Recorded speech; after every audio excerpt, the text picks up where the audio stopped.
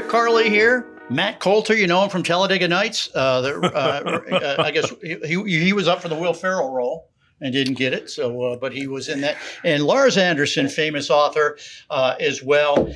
And I want to tell you tonight, George Clooney was not available, so we brought in this guy. No. They just scraped the bottom of the barrel to bring me in this show. That's awesome. so untrue. Yeah, how you been? This is like show number 1. This is big. I mean, I'm honored. I'm honored to be in the presence of greatness you're here. executive producer. I mean, did you want us to lead with somebody else other than Clooney? Yes. But Clooney couldn't make it, so he got me. Yeah. How about that? Well, we have a lot to ask you tonight or today. Well, wait a minute. What if I have a lot to ask you? Well, we got plenty of time. Anything in this podcast, anything goes. Okay. And we can. But I want to know.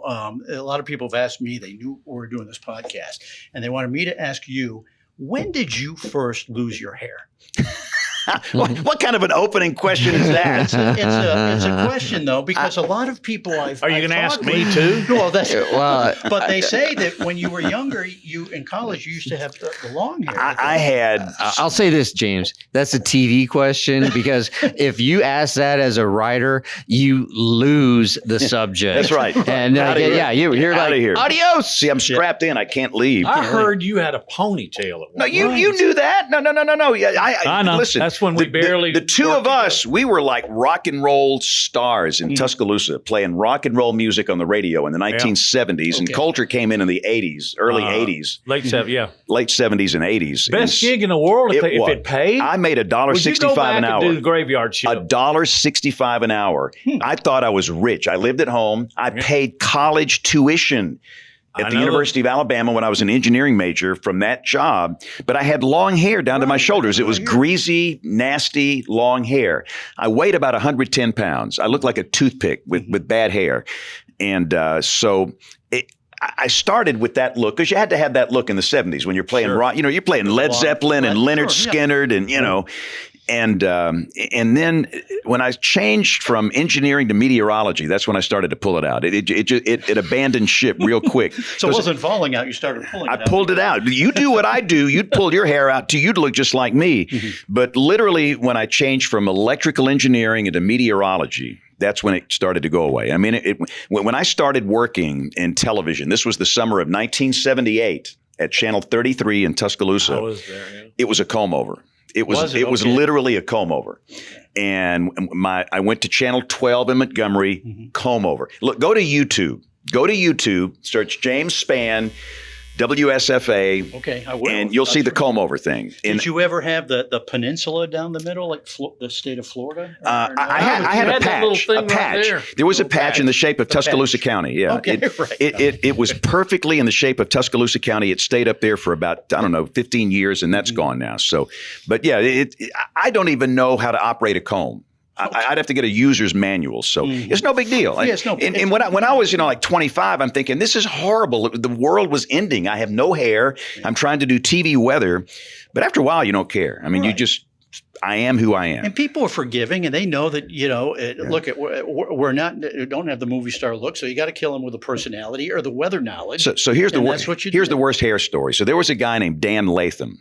Dan Latham's hair clinic. Hair transplant guy. So Lars has probably not heard of Dan Latham. Nope. Dan had Latham's hair clinic. Right. He brought me down there one time and he said, I'll trade you an endorsement for a full head of hair. All you have to do is endorse me. And he showed me these videos. And do you know how they do these hair transplants? They literally pull hair out of the back of your head. They drill holes in the top of your head with a drill and they plant it like a corn crop up there. And I'm thinking, no. And at that time, I was getting happy with the way I look. And I said, Dan, I appreciate the kindness, but I think I'll pass. But another local personality did it. And I'm not going to know who that is. I'm not going to call out names, but he called me up about, the month after he did it. He said, be glad you didn't do it because now every time I sneeze, my head bleeds. And I'm thinking, really? Whoa. So, yeah, I'm happy with what I have here. But and I don't think you'll mind me saying this, also the radio, didn't Dollar Bill on the radio side did that for a while, didn't he? Dollar Bill, I think, did that. Yes, he did that. Yeah, and there were some others that had some success with it, but I'm just so happy with one guy. And I'll say this. I can't shave my head. Some men that are bald totally shave their head. I have potholes. I mean, my head's lopsided. You guys have good looking heads. That's a symmetrical head right there. I mean, that's a symmetrical head. So your head is crooked. Well, it's lopsided. It's got potholes up there. And so I let the fuzz cover the potholes. So that's why I don't shave my head. I just leave some fuzz around the side. Well, having less for a weather guy is usually, or weather gal, woman, is usually beneficial, because you ever notice the less clothes these people wear, the more severe the weather is. You got that right. Right. I mean, if you're in a full suit, it's sunny, partly sunny, 75. If he's got the jacket off and the tie loosened, the only reason I'm looking like this for this show is the fact that it's a little warm today. Right. We're doing this on a summer day here. Yeah. And the other problem with the hair stuff, and he had topes. We call them topes. I'm from Butler County. In Butler County, you call them topes. And he said, try one of these topes. No. And, well, number one, let's say I'm covering a hurricane. You're on the Gulf Coast. You got a landfalling hurricane. That thing's going to go halfway to Cuba. Yeah. And you don't have tope glue rated for the hurricane force winds here. So anyway, it is what it is. It is. Well, you've done a great job with your knowledge, not so much your hair. Yeah, exactly. And again, the less you wear, the more severe the weather is. That's right. If you were naked, we'd be screwed. Be in big trouble for a lot of different reasons. Exactly. Yeah. James, this being our first podcast, you and I and your son Ryan, we go back a ways. We do. In the founding of Skyhigh Studios, which is where we are broadcasting from now, and it's been a long journey. By the way, can I stop here? Yeah. Look at this thing. No, this is a great set. Yeah, This is it looks really good. Pardon the interruption. No, I just for people out there who are paying attention to this, can you just give an abridged version of how we got here? Well, I just, a lot of creative people leave Birmingham, where we are, because they don't have an outlet for their creativity. And I thought it would be really nice to have something for them where they could stay here, whether it's a studio, whether it's audio, video, something. And we just had a vision of starting a production company and ultimately building maybe one day a really nice studio like this and do some creative things. And so what I do, I'm good at nothing except one thing: surrounding myself with good people. And so I went out and got A players. Steve Jobs, you know who Steve Jobs is. Yes. Worked for Apple, ran Apple, CEO.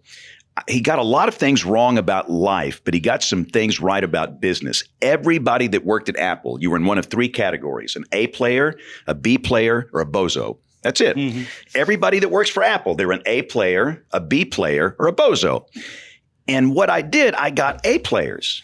Everybody was an A player that's heading up the video and the audio and the creativity.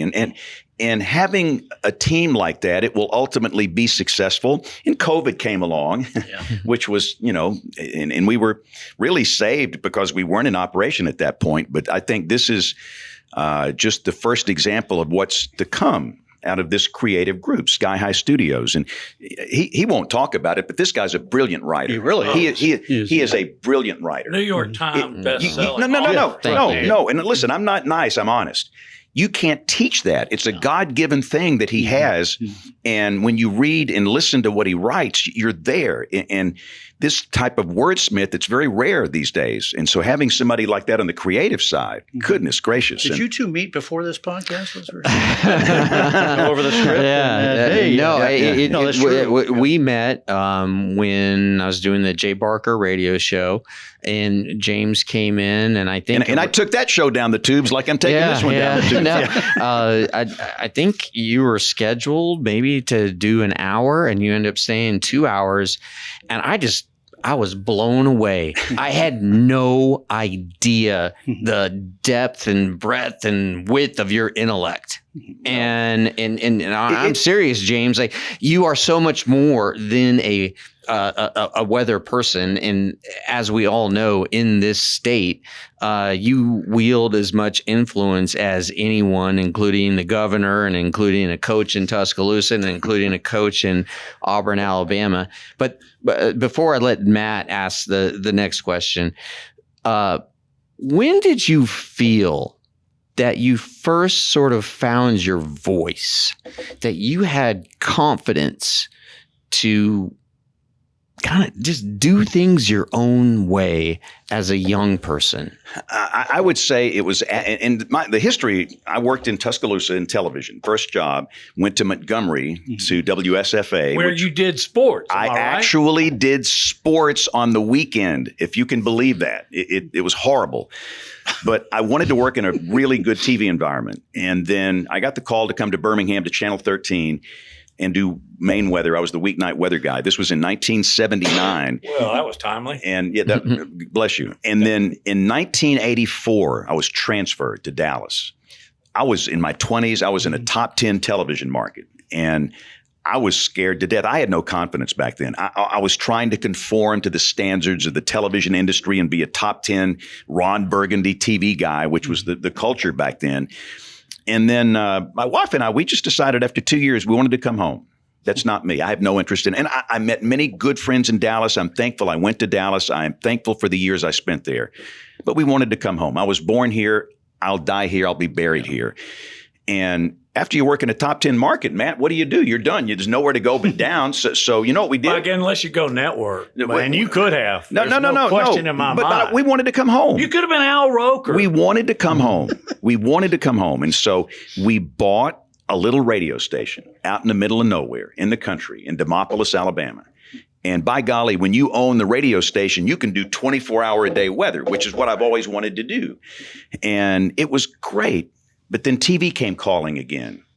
But that getting away from the TV racket for a few years, I learned who I am and came back to Channel 6. We worked together, with Rick here for several years. And it was about that time where I finally started to figure out who I am. And then I had an opportunity to go to a news station, and that's when they gave me full freedom. He gave me the keys to the car, the owner. He said, you do whatever you want to do. If you want to go on TV 24 hours a day, I'll back you. You'll never have a problem with me. And that freedom, that's when I became James Spann, with the freedom I had with this ABC affiliate here in 1996. Though, was there a specific moment where you just felt it all clicked in your head? Like, I'm James Spann. It was April 8th, 1998. I know exactly the night it was. We had been on the air in this new station for 2 years. We left my best pal here and we were separated. But we had a horrific EF5. This was a 5, not a 1 or a 2. This is a 5. These are rare. Came through the western part of Birmingham. Oak Grove, Rock Creek, Sylvan Springs, McDonald Chapel, Pratt City, Edgewater. It was at night. I can close my eyes. I can see those images from Bill Castle. I can see the lights going out live. And that night turned me into James Spann. I felt confident. I knew what I was called to do. I was born to do this. I was born to be on a green wall in this market on this date at this time. And when you know you were born to do this, you become confident, not arrogant, but confident. Did you have to let go of certain things to get there? Yeah. It's just like, literally, go watch the movie Anchorman. Have you ever seen Anchorman? Yes. About 1,000 times. You think that's how you have to be on television. Nobody understands what it was like in the 80s and 90s on television. It's kind of true, though. It was the Ron Burgundy era, and I was trying to be Ron Burgundy and Brick Tamlin. And Matt was Ron Burgundy before Ron Burgundy. Yeah, we'll get to that in a second. Look that up. I've got the burgundy jacket, the bad tie, that's outstanding. The mustache. The hair. We need pictures. Well, you had a mustache too. Yeah. But anyway, I broke away from that, and I knew this is what I'm here to do. And I'm going to be me. I'm not going to be Ron Burgundy. I'm not going to be Joe Langston. I'm not going to be anybody else but me. And once you figure that out, life gets good. You were born to be at this place at this time. And the one thing I wish for you and you and you, this is my wish, and everybody watching this and listening to this, I wish that you can wake up in the morning every day of your life and you cannot wait to go to work. You love what you do for a living. That's my wish for people. And that's been me for so long. I'm so blessed. It's like, and I don't take that for granted. I really don't. And since that time in the 90s when I started figuring out who I am, it has been a joy. I don't care if I sleep 3 hours a night. So what?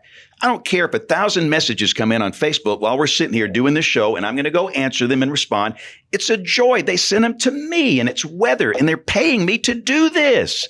So that's what I hope everybody can do in their life, is learn their passion, follow their passion, be successful, and love going to work every day. Yeah, I mean the old my dad used to say, hey, he's in the grocery business. You come out of school, Ricky, and you get a business degree, you can be a manager, a store manager in a couple of years, you'll be making six, and that's fine. I mean, but it just wasn't for me. So I told him I was going to, but the point being, you have to find what you love, and then the money will come. You will be rewarded. You never work later. a day in your life. Yeah, you never work. And so I try to tell my kids, so, who knows. That's what Truett Cathy said, the Chick-fil-A guy. And he really got that right. And try and get in an environment where they give you the tools you need to be successful. Mm-hmm. In a good environment where you've got other A players around you, which is why what we've done with Skyhigh is special to me, because they're all A players. And you'll be successful if you're willing to follow your passion, work hard. And listen, here's a secret about me. This is, don't tell anybody. Don't keep it between us. I hope you're telling a lot of people. I am good at nothing. I am good at nothing. But let me tell you one thing. I'll work harder than anybody else, anybody, to accomplish a goal, anybody. And that work ethic has carried me for so many years. You don't have to be the most talented. You don't. You have to work hard, and you have to do it with a servant's heart, putting the needs of those you serve before your own needs. If you're willing to follow your passion, work harder than anybody else, and do it with the other people in mind that you serve, you'll be successful, and life's great. It's not that hard. Yeah, where does it come from? Does it come from your mom? Yeah, where does it come from? Because I know you and your mother were very close. Well, what happened on the hard one? Here's where I started to learn how to work hard. My father walked out when I was 7. He never said goodbye, have a nice life, see you later. I was in 2nd grade, and that's a tender age. And I do children's ministry, and it's a great age. And he was just gone. And the guy didn't pay one stinking cent to me and my mom. That's how much we were worth to that guy. And so we were broke, and we were pretty destitute. And I had to, at the age of 7, had to go to work. There were no child labor laws back in the 60s, to my knowledge, and it didn't bother me. And I learned how to work hard. So I choose to look at that event in my life not as a negative, but a positive. That work ethic has been with me since I was 7 years old. What did you do? What'd you do at for age work? 7? Oh, man, I was cutting grass. I could cut grass. I'm a good grass. Well, you can do something I could then. be. I I could lawn maintenance still man. Cut your own yard? No, I ain't got time for that. No, to do what I do, I work from 4 a.m. to midnight every day during the week. 4 a.m. He to does. midnight. He does. And so if I see cut it. grass, it would be out there at 2 a.m. during my 3-hour sleep window. Neighbors would love that. I sleep from 1 to 4 a.m. But the little country club, and I'm from Greenville, Alabama. Y'all have never heard of Greenville. Yes, I have. Green. You ever seen Forrest Gump? Oh, yeah. Where's Forrest Gump from? Greenbow, Alabama. Who wrote that book? Do you remember, Lars? Winston Groom. Winston Groom. Groom. And he was on the G-R-O-M. University of Alabama College of Communication Board Yes. of Visitors for a while. Yeah. And before he passed away, I got a chance to ask him. I said, did you pattern Greenbow after Greenville? He said, absolutely. So really and truly, I'm from Greenbow, Alabama. Yeah. But the Greenville Country Club was near where we lived, and I'd go carry golf clubs for these guys. Huh. And some of those guys would have a few little cocktails, and they tip you pretty darn good out there. I mean, so between carrying golf bags and cutting grass, I did okay. And when I got and we had to move to Tuscaloosa, which broke my heart. I am from Butler County, Alabama. I'm from South Alabama. When I go down there, it's like being dipped in healing waters. But we had to move to this nasty sounding place called Tuscaloosa when I started 5th grade. But one of the first jobs I got, you know what it was? Selling programs at Bryant-Denny Stadium. Right, you mentioned that. Man, I could sell those suckers. I was good. And if you sold them all, they didn't pay you, but you got to go in the games free. Sure. And back in those days, they just let you go in there, go sit wherever you want to. And so it's funny that I look back on that, and here I am still today working to get in the games free. I mean, I do the weather on the scoreboards, and I don't get paid for it, but I get in free. Definitely want to go into that in a second. But, James, you and I have talked a lot, and we've talked a lot about your father, but I've never asked you how you feel about your dad today and how that relationship ended while he was alive. Well, I didn't think about him much for a long, long time, but it's funny. And one of the problems I had when I was a young adult in my 20s, I was very selfish. I mean, you looked up selfish in the dictionary. My picture was on that page. I was a jerk. And it's the Ron Burgundy thing. You say, hey, man, I'm on television. I'm kind of a big deal. Big deal. My home smells of rich mahogany, and I have many leather-bound books and all this stuff. I actually do have leather-bound But some of my books. friends challenged me to pray a prayer, and it was open my eyes and open my ears to the needs of the people around me because they knew I was a jerk. And I woke up the next morning, and you know who was on my mind was my father. I was 37 years old. This was 30 years literally to the day after he walked out, 30 years. And I felt like I was supposed to go find him. And I didn't know if the guy was alive or dead. Didn't know anything about him. Nothing. And to make a long story short, we found out he was alive and he was living in Alabama the whole time. I never knew it. I never knew he lived here, 30 years. And he lived near Huntsville. And me and a friend went up to find him. And at first nobody knew him.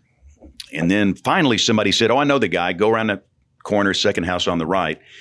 We ran on the corner, second house on the right, knocked on the door. The door opened up. There he was. I was looking at my father for the first time in 30 years. Did you recognize him? No. The aging process had changed him so much. Didn't look. Yeah, right. But I knew that it had to be him. Right. And it was not a good experience because he was drunk. My father had a condition called alcohol dementia. He had abused alcohol for so long, for so many years. Literally, he had so few brain cells working. It's like talking to this set back here. But I said what I needed to say, and the main thing was, I forgive you. I needed to say that. That set me free. Good for you. And I shared the gospel with him. I'm a Christian, and I believed I was there to share my faith. That's why I was there. And of course, he couldn't understand a word I was saying. He urinated in his yard 3 times while I was talking with him. The language he used was an abomination. I can't say anything he said here, but you know, y'all ever seen Field of Dreams? Oh, sure. A zillion times. Man, at the end of that movie, I weep like an infant. You wanted to throw the ball with him, didn't because I wanted to go back and have a catch with my dad. Yeah. And it'll never happen. He died soon after that of that condition, and nobody in the family wanted anything to do with him. And I had him cremated, took his ashes down to the family gravesite in Butler County and sprinkled the ashes on the grave. I don't know what to do. So, but I choose to look back on his life, and again, I've had to learn how to be a dad. I've had to learn how to be a husband, and that's hard. Learning on the job, often that doesn't work out. And I've been blessed with a great family. I've been married for 44 years, and we've raised 2 boys. But I look back on that, and I just choose to learn the lessons of life about my father. Maybe I don't want to be like him. I don't want to go down that path. I've seen a lot of generational curses, but I wanted to throw that ball with him one time, and it's never going to happen. Never. Did he know who you were? I don't know, Matt. Hard That's a to tell good question. he was It was drunk? really hard to tell. He was very, very intoxicated, and what he called me, the first thing he called me was I can't say it. I mean, I just can't say it. But I'm thinking, this is your son. Do you even know who I am?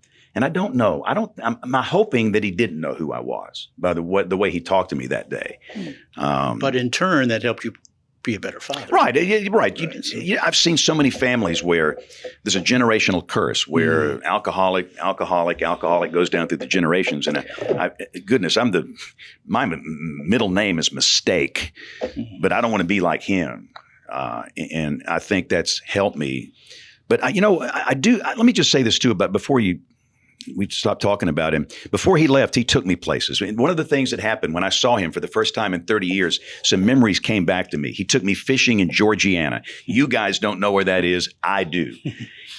Maybe he loved me. He never told me he did. I don't know. But maybe he did. He took me to the circus, the Ringling Brothers Barnum and Bailey Circus at Garrett Coliseum in Montgomery when I was in first grade. Maybe he loved me. And so I choose to keep those memories of him instead of the final things. Do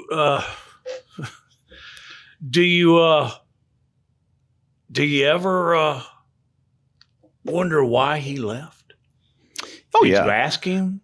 Well, when I saw him, he was just totally drunk. But what most children think it's their fault. And again, I do children's ministry and have for a long time. I just love doing children's ministry. I'd be a 3rd grade science teacher if I didn't do this for a living. But when a parent walks out cold, like my father did, most children think it's their fault. It was something that they did. And I did play that blame game for a little bit as a child. And it puts a child in a very bad position. And 99% of the time, the child's got nothing to do with it. They was going to leave anyway. And so I had to kind of cleanse myself of that when I was young, but that didn't linger for long. And I don't know why he left. I'll find out at another place at another time. When, say, a 10, 12, 14-year-old comes up to you and says, my daddy left, and it's just my mom and me.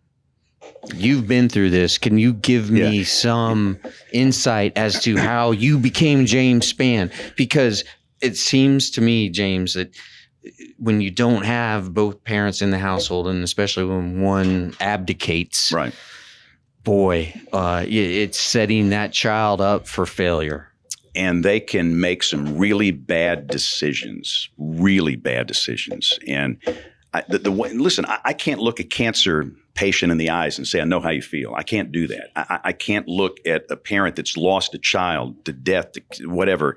But I can look a child in the eyes where they've had a parent to walk out on them. And I will tell them, number one, I know how you feel. I know how you feel.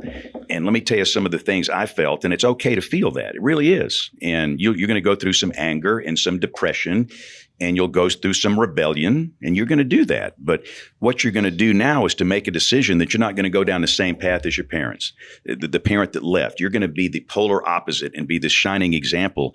You're going to learn the things I've learned with 3 things we talked about. Number one, what's your passion in life? You're special. The first thing they need to hear is they're special. A 14-year-old boy where the dad walks out, nobody can do what you do. I can't, nobody on the planet but you. You're special and you're different and you're wired to do things I cannot do. Never forget that. You've got to figure out what that is, and you got to follow that passion. And then you've got to work really hard and remember to do it where you serve others first, and you're going to be really successful in life. When we moved to Tuscaloosa, we lived in an apartment about the size of one of these bathrooms in this building. It was tiny. But you know what? I never went hungry. We always had food. And I didn't think much about not having anything. I really didn't. And I look back on the people that helped. My 5th grade principal at Verner Elementary in Tuscaloosa, Archie Hitson, he knew my story. And Mr. Hitson would seek me out and say simple, encouraging words. He would say things like, you look good today. And I know I didn't, but I believed him. He would say things like, I believe in you. And I started to believe that guy believed in me. And he would say things like, it's going to be okay. And I honestly started to think it's going to be okay. So back to your original question, I like to encourage kids by simple words like that. We live in a nasty society. Everybody's mad. Everybody wants to fight. Haters are everywhere. You deal with haters. Whew. I mean, you deal with haters. You deal with haters. But encouraging words go a long way. And I like to encourage those kids that are going through something like that. You have encouraged children for generations, and I get a kick out of these school visits because for decades, I mean, you probably got people, 50, 60 something years old say, I remember you, whatever it is. I mean, coming up to you. Third generation. Your third generation is what I'm saying. And I have often wondered why James Spann gets in his 4Runner, whatever you're driving these days, drives to Andalusia, Alabama, for 3.5-hour drive, spends 20 minutes with the kids and goes back and gets back at 3:30, 4 in time for the newscast. Why is this so special to you? Why do you continue to make such an effort almost every day during the school year? I was in Marion today. You ever been to Perry County? Yes, I have. But I was at the Perry County Marion Public Library doing a program for kids today. Okay, so every day. The question. I'll be in Leeds tomorrow. Why? So why not? Why not? If you're called Good to answer. Yeah. If you're called to do that, and that's the one thing, you go to church and you're kind of searching for the place where you're supposed to serve. You go to church, you don't go in there to sit, in the big house. You go in there to serve. And I did some different things, but man, I got involved in children's worship, and I'm thinking, this is fantastic. Man, this is too good. And of course, I've been doing some school programs, but I started getting more comfortable with being around elementary school kids. And the school programs started to increase. I got better, more school programs. And now I don't have an open date until 2027. And why I do that, it makes a tangible difference. Mm-hmm. You're going to get some kids excited about science that maybe are like me. They don't have much and they don't think they can do anything. Well, I did. And you can too. And I like to encourage them. I want them coming out of that program feeling better about themselves, feeling the fact that they can learn science and learn math. And weather can be fun. Learning can be fun. We have a lot of laughs. Oh, man. My favorite grade is third grade. Yeah, you guys ever taught third grade? You think eight-year-olds are great. Oh, man. Listen, no. They understand sarcasm. Hold on. I mean, they're old I enough have 8-year-old twin girls. Oh, you do? 8-year-old ain't great. No. when you They first start learning understand math. sarcasm. They think you're funny. They've got the cognitive skill to learn middle school level science. They're still sweet. They don't have hormone problems, and they don't smell bad yet. Third graders are the greatest grade to teach. Those are my people. I mean, if I did not do this for a living, I'd be teaching third grade science. But I get to do it every day. And the joy, the other thing about it, guys, my main job in life is to mitigate loss of life when there are tornadoes flying around here. Okay, that's what I was born to do. Green wall, tornadoes flying. So there's a tornado 14 miles southwest of Clanton. What does that mean? Nobody knows what that means. Even people that live there, they don't know what that means.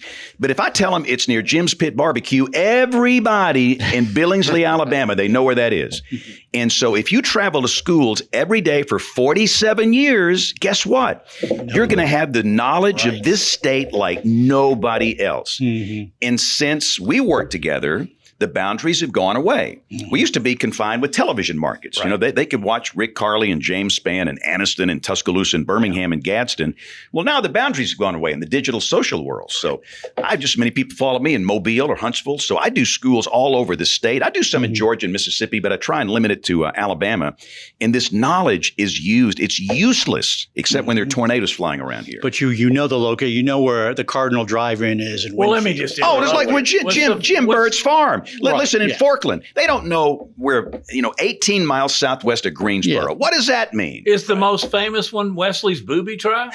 I said that on the air. I was watching live and I didn't even think about it because I know that everybody in Dora and Summerton and Sipsey and Empire and Sayre and Bagley, they know where Wesley's booby trap is. And I didn't even think about it. And later, when I got off the air, I'm going, oh, man, he called out a strip joint on the air. Woo. But they know where that thing is. And what's weird, you want to hear something weird? They sent me a Wesley's Booby Trap T-shirt. Really? I take it you've never been inside. No. Okay. No. But I gave it to a young reporter. I said, I better not bring this one home.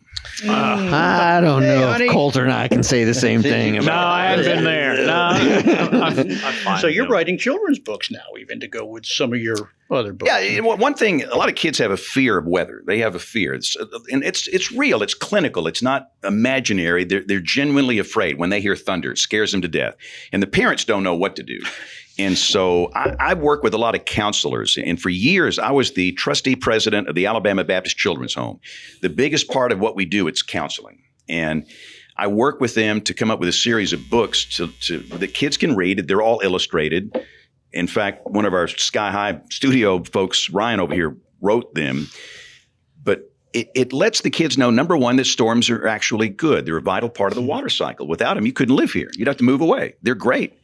And you don't need to be afraid, but you need to understand them. And it starts a process of learning. And I just love that. And we've done some other ones for adults, but those children's books, they're the best ones. I love those. They're a lot James, real quick, you have mentored so many young meteorologists, including Ginger Z, goes on to ABC and just is terrific. Are there common characteristics that you see in young people that ultimately propels them to success? And you're absolutely not surprised because you saw that they had whatever makeup it is at a young age. So when I get interns in the summer, first place I take them. What do you think? First place. Wesley's First Booby place. Trap. That would be an option, but no. Jim and Nick's. No. The Walmart in Adamsville. Okay. Why would I do that? Why? And these kids are brilliant. They are majoring in atmospheric science, meteorology. They can derive the vorticity equation. They're brilliant.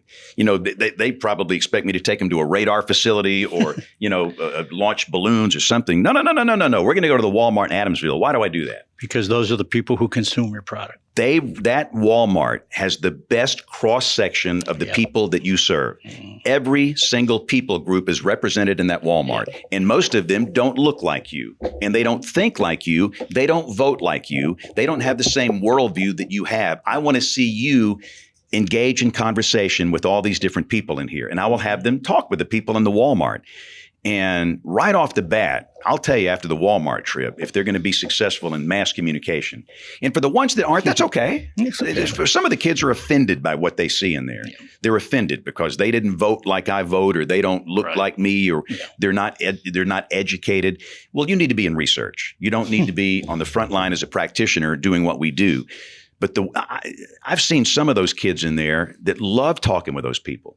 And I've seen some of the Walmart people hug some of our interns, that they loved them that much. And those are the ones that are going to be successful from both the science, the physical science part of what we do, and the people part of what we do, communicating and connecting with people. If you can't do that, what good is everything else? And let's face it, you have a pretty good idea when a young person walks into the newsroom if they're going to be successful or not, because they're ready to go out in the field, they're ready to go.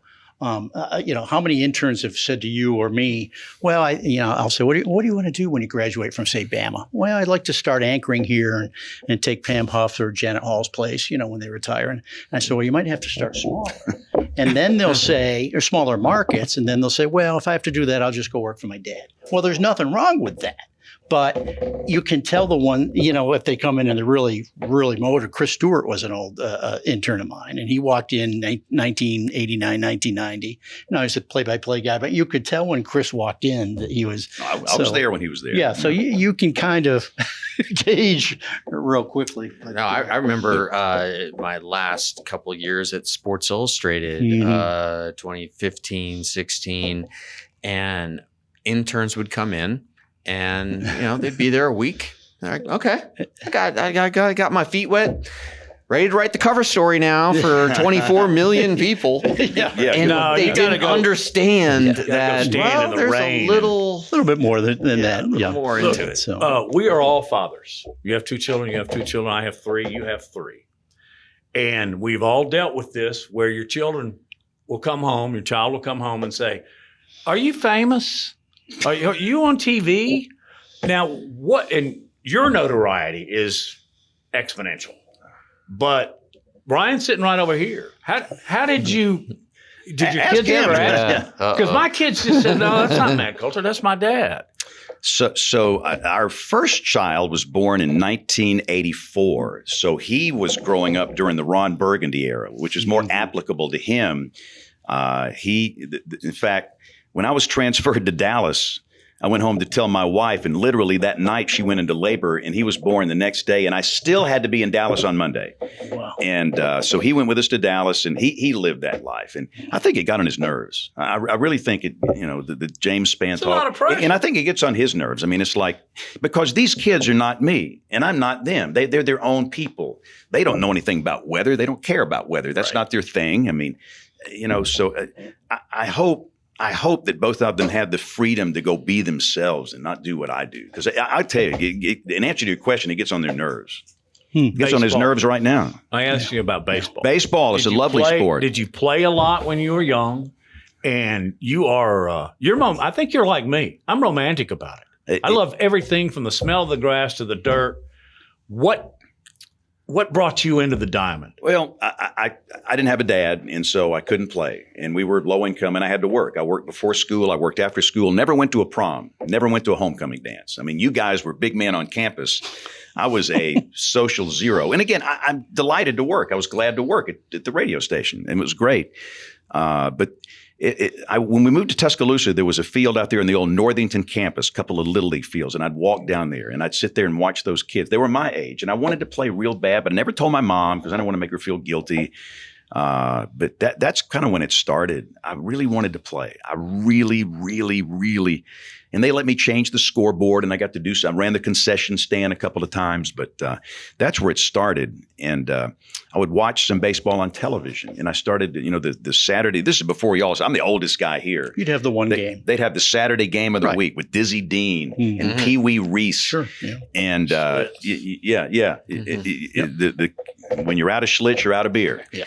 And I would watch those, and I'd get to know their names and things. And one of the joys for me as I'm older is we're trying to go to all these ballparks now. And I've been to Wrigley Field. We go to Fenway every year. Yeah. I mean, it's just, it is romantic. And it's hard to explain. Most young people don't like baseball.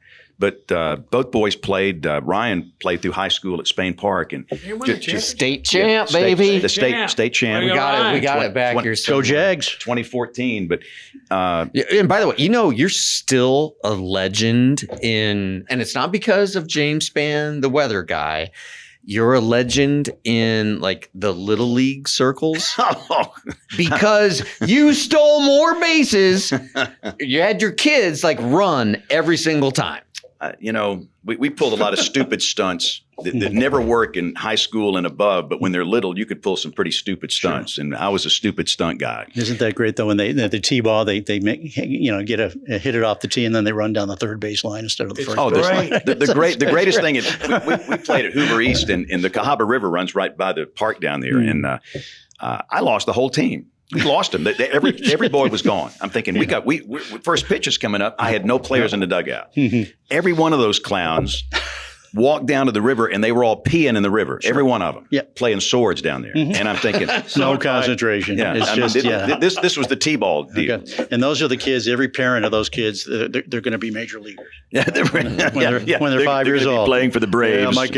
So, I wanted to ask you about your suspenders because I think you got a great story, and I've written about this on Facebook. You have, but no. I'm going to ask you some questions. It's like y'all have been blitzing me here. I need to ask all you guys. Everybody wants to know how the suspenders came about. So, the quick story is that I was very thin for a long time. Very thin. You remember when I was very thin, and at some point we all hit this age where you gain weight, and I just started to gain weight, and so I had to go buy some new clothes. And I decided I didn't like being really heavy. And so I started exercising some and eating better. And I lost a lot of weight. And the clothes didn't fit again. I'm thinking, I can't afford to go buy any more of these. These suits are expensive. And so a friend of mine said, well, just get you some braces and they'll hold your pants up. Doesn't matter if they're too big. So to save money and save having to go buy more suits, I just bought a bunch of these braces here. And they put buttons on them, and you get them on there, and they don't fall down. So the bottom line is I bought them to hold my pants up that were too big. And it just kind of became a thing. And kids started giving me these things in schools. I probably got, 300 pairs of these things now. And you have some at the office. I've got some everywhere. I mean, and of course, the true disaster is when you pop a button down here. You pop a suspender button, braces button. That's a crisis. So you need backup suspenders that are clip-ons in case you blow a button out here. Final question from me if you want to ask us a couple more before you go. Respect the polygon. By the way, I think the Defense Department should hire you because then they could respect the Pentagon. I think you invented that. But anyway, why? I know there's a corny question, but it's legit. Why is it a what's it called? A polygon. Well, instead of a rectangle or a square or a circle, is that just a shape that the Weather Service picked up? So what happened? April 27, 2011. Okay. And by the way, read his book. Yeah. Read his book. I'm jealous of you. Read all of them. I'm jealous of you. Well, your book is amazing too. All you can do is pray. You Beautiful can book. put into words things that I can't say. But we were all here that day. For those that were not, we had 62 tornadoes in one day that killed 252 people on my watch. That's inexcusable for anybody in the weather enterprise or the public. These were precious people that died. Precious. You know some of them. I think we all do. I've memorized almost every single name. I know these people. I know who they were. I know their stories. But the warnings were so good. In some cases, everyone, all 62. And listen, it wasn't hard. It was easy. The tornadoes were violent. They were easily detectable on radar. You could see them in many cases. And yet all these people died. What went wrong? And what we learned that day is that what we do is not enough. And again, I'm an electrical engineer that changed to meteorology. I know nothing about communication or human behavior. We're asking people to change their behavior when there's life-threatening weather. I know nothing about that. Nothing. And so we've gone to social scientists, and these people are brilliant, and they've taught us what we need to do. And every goofy saying I have, every goofy saying, including respect to Polygon, is born out of social science data. Interesting. Okay. Because people don't understand how tornado warnings are issued. Most people in 2011 thought that warnings are issued by county. No, they're not. We issue warnings for a small part of the county. You don't need to warn all of Jefferson County if there's a tornado in Warrior up there in north of Birmingham. You're down here in Hoover and you don't need to do anything. So we define the danger with smaller chunks of a county, and we use geometric shapes, polygons, to define the danger, and they fan out to allow for room for error in case the tornado changes direction. Gotcha. And so that respect to polygon saying came out of the fact that people didn't understand polygons back then and how warnings are issued. All these goofy things I do, there's a reason for that based on social science studies. Except the state bird. Yeah, that's not. It's the trampoline. What is it? What? That was one of the greatest lines. That is up there with Wesley. No. He's always posting about the state bird. He's been Well, it's because every time we have a thunderstorm, I'll have 25 pictures of trampolines and trees, power lines. Yeah. The best are these people. I don't even own a trampoline, and now there's one in my front yard. I have no idea where it came from. You wait long enough, you'll get one. You got a visit from the Alabama State Birds. I mean, just maybe use some ground stakes or something. We just don't do that here. Here's one piece of advice I have gotten consistently from friends of mine who have kids, and obviously I'm a little bit older when I had my kids. All of them, don't get a trampoline. Do not get a trampoline. If you want your kid to get hurt, go ahead and get a trampoline. A lot of things can go wrong here. From the Not a state lot of things bird can go right. to your kids hurting themselves, and you're down at the ER with your child. So you're a social media star. You are extremely well known. I would suggest, and I've studied this man, you have a much larger following now than you did when you did television. How did that happen? Because a lot of people, they want to kind of do what you do. I mean, how did it happen? It's a little bit lucky. Back when I was at Fox 6, remember the old days when it was just TV only. You'd come in, before Facebook and Twitter and X and all this other stuff. Well, I'd come in at 1 o'clock in the afternoon, work till 11, 11:30. I work long hours. I work 11, football season, I work 60-hour weeks. You just do what you have to do. But then the management says, hey, this is a thing called Facebook. This is a thing called Twitter. We want you to contribute to our news. They weren't going to hire additional people just to send out they went, hey, the anchors can do it, right? The weather guys. So the sports guy, Carly, just start writing. Well, I started writing in 2012 on Facebook, just didn't pay much attention for 8 or 10 years, Well, come around 2018, I left Fox 6. In 2018, I started writing about other people. And it really kind of took off. And then I started writing about good news about other people instead of I stay away from politics. You can't win. Stay away from crime. Stay away from, but people want good news. I had a news director recently. I told them they were looking to find out what they could do with a half hour of their programming. I went in the office. I said, why don't you end your early fringe news with a half hour and call it blah, blah, blah, blah, blah, call letters, good news. It's 6. No, it'll never work. Well, I said, well, it works on social media, what they didn't want to, but that aside, I started writing good news, so it kind of took off. Then when I went to Channel 13, they gave me the freedom as a news anchor to spend a little bit more time on social, because social and TV all of a sudden was 50-50 now. Not the old days when you come in and just do television. And he's a social media freak. I don't know how he just starts at 4 a.m. and goes till midnight. But I just found a niche. I found people liked good news. And then the more I wrote about good news, I wrote a little bit in longer form. James will put up a zillion posts a day. I'll put up 4 to 5, but go into more in depth. So people like that. And I've had people from all over the country now come to me and want me to tell their stories. So it's really caught on. So and I enjoy writing. I didn't know I would enjoy writing until you've been amazing, and what you have done. Yeah. I think, and I'm seeing this across the country. Other people are copying what you've been doing. I think they are the good news thing, Look, but that's the name of our show. Well, yeah, the Good Company podcast. Yeah, this company's copying my shtick for this podcast. But no, it's worked, and I'll continue to do it. And for 35, 40 years, I was Ron Burgundy with a mustache and you stay classy, Birmingham. I don't believe you. And I was a wise cracking sports guy. And Matt knows when I first started, I was a wise guy. But now I've softened a little bit, and I write a little bit more about softer issues and other people in his work. So here's your question. I know we got to wrap it up here. Yeah. Here's your question. Favorite song from the 1970s? Oh, wow. Favorite song. Just my I know the imagination answer by to the this one. Temptations, but it may have been 69, actually. No, I think it's 71, but no. I play that song probably 5-6 times a week. So it's not Stairway to Heaven or any of these classics. well, I mean, I could keep going on. Freebird. What's yours? So no. I'm asking questions Oh, now. okay, excuse me. So Excuse me, who Mr. Spann. was the lead singer on that song?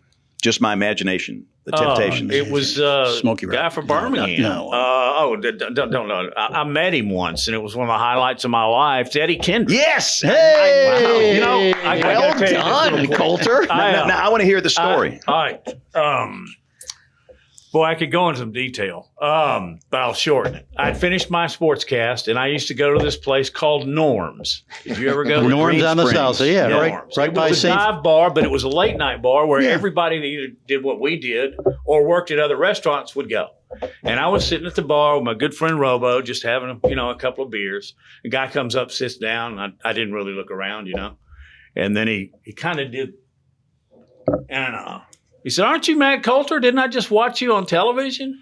And you know how that is. You immediately turn around and thank him. Yeah. I mean, I have never, ever failed to be gracious about that. Now you're honored that they recognize you. Right. Exactly. Sure. Yeah. And I turned around and I swung my chair and I went, "And you're Eddie Kendricks." And I yelled it. And I said, I can't really get You met Eddie Kendricks and Norms. This is great. That's See, this is the best part of the whole show. Yeah, this is. Yeah, We buried the lead. that's unreal. Go ahead. Go ahead. I was going to No, bring it you was to. just, and I'm a big Temptations guy, but I like Led Zeppelin. I like The Who. Yeah, who? I like Bubble Puppy. You remember that? That was disturbing. Yeah. What's that song that you and Karen always sing? Midnight Train to Georgia. Midnight. Gladys Gladys Knight Knight and the Pips, baby. All right. So, Lars, Georgia. in your opinion, the best piece you ever put together for Sports Illustrated, the best one ever, in your opinion. No question, it was. And I'm hoping you say, the piece that I wrote on April the 20. Tuscaloosa tornado. I was hoping you would say that. Yeah. What- That was good. How long did it take you to put that together, just out of curiosity? Because people think, oh, he gets 10 minutes, he puts it together. It takes a long time. So it was the Sunday afternoon after the tornado, and I was in because it was on Tuesday, correct? A Wednesday. Wednesday. On Sunday, I was in Charlotte, North Carolina, working on a profile on Dale Earnhardt Jr. And that night, I could not let go of the images from Tuscaloosa. And I had just started as an adjunct professor, meaning I just taught one class. I had 18 students, and I frantically, tried to contact everyone, make sure they're okay. They were. And then I'm in Charlotte, and I don't know why, but this is sort of a transformative moment for me professionally and almost intellectually. It's like, I can do this. So I sent Terry McDonald, who was the top editor at Sports Illustrated, an email, very short. It just said, "I don't know what this will look like, and I don't know how long you would want it, but I can give you exactly what you want, even though you don't know what you want about." So essentially, about Tuscaloosa and the tornado. And I said, "Please just give me a chance." And it usually took a month for Terry to get back to you. Terry got back to me in 3 minutes. Really? He's like, "Lars, you're not going to believe it. We just had 8 pages fall open next week. Ooh. Cover story's yours. Forget what you're doing, Dale Earnhardt Jr. Go." Wow. So I got on a plane that night. That's a tight deadline. Yeah. So got up and so spent Monday, Tuesday, Wednesday, Thursday, Friday reporting down in Tuscaloosa. Pulled an all-nighter on Saturday. Wrote about I think 4,200 words, and I had no idea if it was good or not. Like no idea. And the editors at SI, they're not people who tell you, way to go, because the expectation is that it's going to be amazing. If it's bad, they'll let you know. If it sucks, they'll definitely let you know. And so I still really didn't know. And then the story comes out and I start getting emails literally from around the world. Japan had just gone through a tsunami. I hear from people in Japan. I hear from people in Germany. I got a nice long handwritten note from Senator Jeff Sessions. Nick Saban sent me a long note, and it just goes on and on and on from people all around the world. Mm-hmm. And I don't really know why, James. Because it was so well written. Well, no, it captured something that I don't even know what. And I feel like part of it captured the pure terror of a tornado. The pure terror of a tornado. So I was able to turn, that cover story into a book called The Storm and the Tide. And that became my first New York Times bestseller. Mm-hmm. And then once you sort of have that label attached to you, your whole career changes. Mm-hmm. And it goes back to that email I sent. Dale Earnhardt, you were doing a story. Yeah. And I'm like, sorry, Dale. And Dale's sorry, Junior. Dale's like, what up, man? I thought we were going to go have beer. But you know what made the difference in that story is you wonder why. It's called empathy. And it's called sympathy, and it's called kindness. What I write about is empathy. Yeah. Okay. What he has in his reporting is empathy and kindness, and caring about other people. All of us share that. And not to toot our own horn, but we thought of calling this thing the good guys because we think of ourselves as good guys, but I think it was taken, whatever. But I think that when you there'd be a lot of people. But I think when you copyright. But when you look at that story, I think that people could see themselves, and it could have been them, and thank God it wasn't for many. Yeah. And everybody in Alabama has been through them. Thank you for asking that question. Since I was a little kid, you've been dealing with tornadoes. Great story. But what you did, you put. People could see the tornado through your words. Mm-hmm. Right. They could feel like they were walking in the shoes of the people that were affected directly by that. Mm-hmm. And understand that that's a gift. I can't do that. Yeah. Very few people can write like that. Mm-hmm. And that's why it was so good. And it is empathy. Sorry, James, didn't mean to interrupt. I'm not the most spiritual guy in the world, but it felt like God had touched my pen. Yeah, all right. I'm serious because your story. What are the odds of the ability to do that to start with? Everything opened up, unbelievable, and it was meant to be. And there's so many stories of it. I turned into a news reporter for 2-3 weeks after that. They said, Carly, you're a storyteller. They got a stringer from South Carolina, our sister station. I was at Fox 6. They said, go to Tuscaloosa. I said, what do you want me to cover? He said, anything, do your thing. So I covered everything from the people hiding in the freezer at Full Moon Barbecue that was tossed across McFarland to DCH. Yeah. I found a 99-year-old woman named Elizabeth Nixon who was being carried out of her Hackberry Lane apartment. She heard it coming. She was reading the newspaper. She was laying on her couch. She saw the warnings. She prayed the rosary. She was holding her rosary beads. The whole apartment lifted up. It was like a movie, like a Twister movie. Right up. Boom, didn't touch her. They carried her out. I found her being carried out on a ATV, holding onto some guy, right? And I said, Miss Nixon, what do you have to say? She says, it's a God thing, and God wants me to live to be 100, and that's why I survived. So she was 8 months away from being 100. Right. I did a follow-up with her 6 months later, and she was at a facility. I mean, not a nursing home, but a home that she had some help. And she passed away, I think it was like 2 to 3 days before she turned 100. So she never made it. But I remember going to visit her, after the tornado April 11th. This was probably November, December. And then a couple weeks after I visited her, she passed away. But I always think of that 99-year-old woman just holding those rosary beads and saying, by golly, I'm living to be 100. That's why I'm. And, those are the stories that are reflected in your story and obviously in your coverage. So Pretty James, we kind of need to wrap it up. We got to wrap it up. But, you know, I've been yapping away too long. I will here. say this from deep in my heart. We've known each other 50 years. Did you realize that? That's disturbing. Yeah. Because you're only 51. Yeah. Yeah.